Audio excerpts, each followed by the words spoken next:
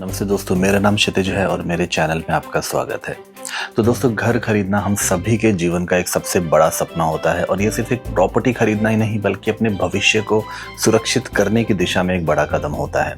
लेकिन अक्सर लोग घर की कीमत पर तो ध्यान देते हैं पर उससे जुड़े कई छुपे हुए खर्चों को नज़रअंदाज कर देते हैं। नतीजा ये होता है कि बाद में बजट बिगड़ जाता है और मानसिक तनाव बढ़ जाता है। तो आज की इस वीडियो में हम बात करेंगे उन सभी खर्चों की जो घर खरीदते समय सामने आते हैं, ताकि आप अपना बजट पहले से संतुलित रख सकें।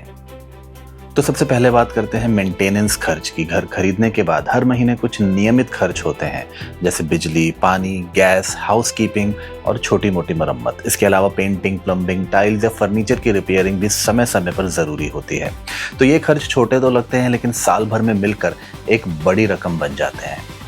अब आते हैं सोसाइटी चार्जेस पर। अगर आप फ्लैट या फिर अपार्टमेंट खरीद रहे हैं तो आपको सोसाइटी मेंटेनेंस चार्ज देना पड़ता है। इसमें सुरक्षा, लिफ्ट, कॉमन एरिया की सफाई, गार्डन, जिम या क्लब हाउस जैसी सुविधाओं का खर्च शामिल होता है। कई बार ये चार्ज मासिक होता है और कई बार सालाना, इसलिए पहले से इसकी जानकारी लेना बहुत ज़रूरी है। इसके बाद हम बात करते हैं टैक्स और सरकारी शुल्क की। प्रॉपर्टी टैक्स, स्टैम्प ड्यूटी और रजिस्ट्रेशन फीस जैसे खर्च घर खरीदते समय अनिवार्य होते हैं। इसके अलावा कानूनी फीस भी हो सकती है, जैसे वकील या नोटरी के चार्ज जो प्रॉपर्टी के दस्तावेज जांचने के लिए लिए जाते हैं।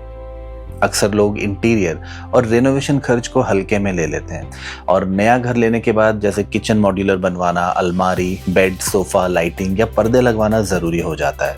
अगर पहले से योजना न बनाई जाए तो ये खर्च भी बजट के बाहर जा सकते हैं। और अब बात करते हैं अप्रत्याशित और आपातकालीन खर्च की। कभी पाइपलाइन लीक हो जाना, कभी छत से पानी टपकना या कभी अचानक रिपेयर की ज़रूरत। ऐसे खर्च किसी भी समय आ सकते हैं, इसलिए हमेशा अपने बजट में एक इमरजेंसी फंड ज़रूर रखें। और सबसे ज़रूरी सवाल, बजट को संतुलित कैसे रखें। सबसे पहले प्रॉपर्टी की कीमत से 20 से 25% अतिरिक्त रकम का प्रावधान रखें ताकि छुपे हुए खर्च आसानी से संभाले जा सके। दूसरा, रेनोवेशन और इंटीरियर के लिए अलग बजट तय करें। और तीसरा, सोसाइटी चार्ज, टैक्स और मेंटेनेंस खर्च की पूरी जानकारी पहले से ही ले लें। तो दोस्तों, घर खरीदना भावनाओं का फैसला तो ज़रूर है, लेकिन इसे समझदारी और सही प्लानिंग के साथ लेना बहुत ज़रूरी है। अब जब आप हर घर खर्च को पहले से समझ कर चलते हैं तो ना सिर्फ आपका बजट सुरक्षित रहता है बल्कि आपको मानसिक शांति भी मिलती है। तो अगली बार जब आप घर खरीदने जाएं तो सिर्फ कीमत मत देखें बल्कि उससे जुड़े हर छोटे बड़े खर्च को ध्यान में रखें, क्योंकि सही जानकारी ही आपको एक स्मार्ट होम बायर बनाती है।